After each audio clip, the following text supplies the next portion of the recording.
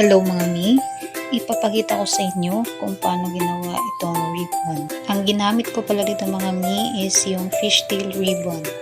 So una, ipapaikot lang natin siya ng 2 beses dito sa middle finger.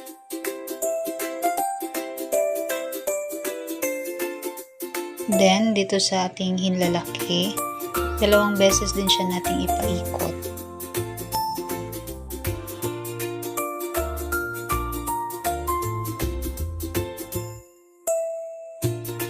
Stop ka sa gitna, then dyan na natin ilalock yung ribbon natin.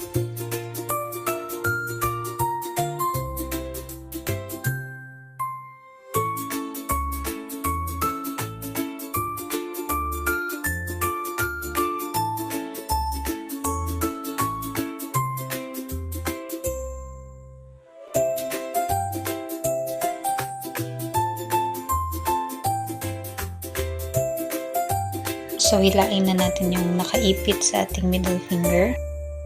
Then, hilain lang natin yung sa loob ng ribbon. So, ito na mga mi, madali lang siyang gawin. So, thank you for watching mga mi.